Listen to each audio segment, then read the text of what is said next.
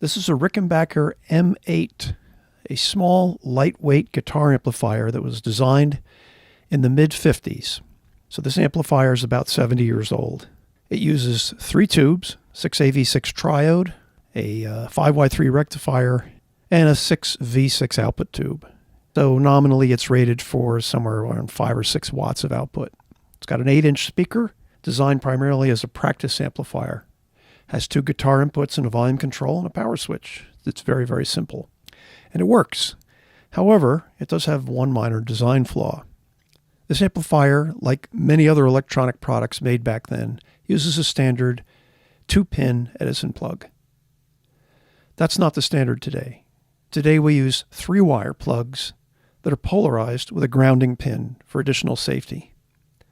The drawback to an amplifier like this is if you plug it in the wrong way, you might potentially have as much as 110 to 120 volts on the actual chassis of the amplifier. And if you happen to be touching anything that's connected to that chassis, such as a guitar or other musical instrument, and at the same time touch another grounded item, you might have 120 volts running through your body, and that's not good.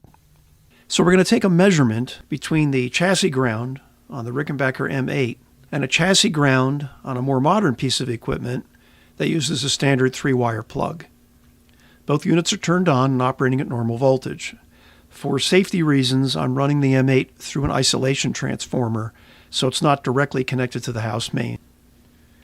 We put one lead here on the ground coming from the modern electronic device, and we put another one here on the chassis ground from the Rickenbacker M8.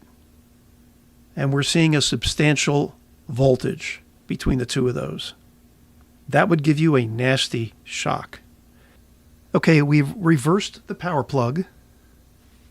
Now we'll bring up the voltage slowly on the power stat, the variac transformer, to full voltage. All right, let's measure the voltage again now that we reversed the power plug. Now the differential voltage between the Rickenbacker M8 chassis and the ground on a more modern electronic device is only 3.7, 3.8 volts. That's a tremendous difference from 110, 115 volts that we saw before. And it could mean the difference between getting a nasty shock or not feeling any voltage at all. So where exactly is this differential voltage coming from? It can't be on the primary of the power transformer, because if either side became shorted to ground, the fuse would blow immediately.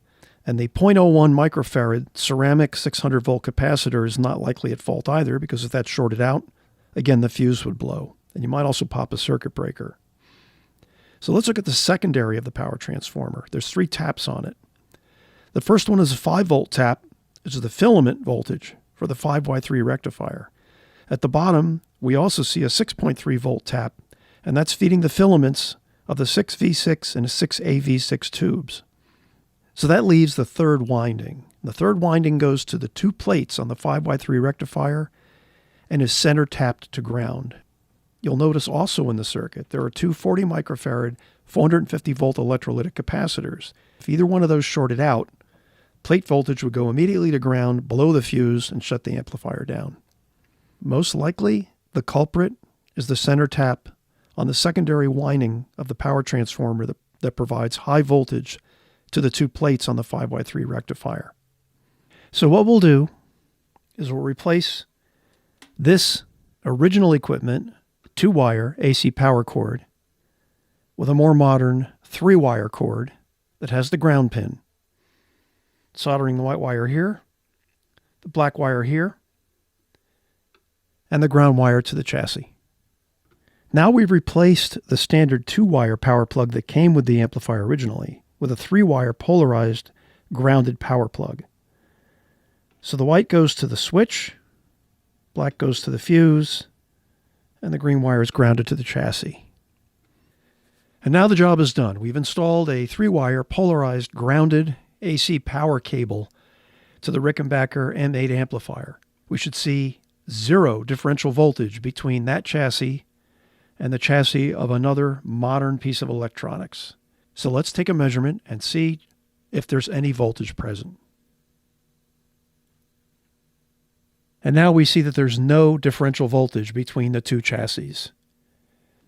And if you plug a cable into this amplifier and you happen to make contact between the ground of what you're using, such as a guitar, and the ground from some other device, such as a mixer or another amplifier that's connected to a different circuit, you should be good to go, safe, with zero differential voltage and no risk of electric shock. And that's how you take 70-year-old amplifiers and make them safe for the 21st century.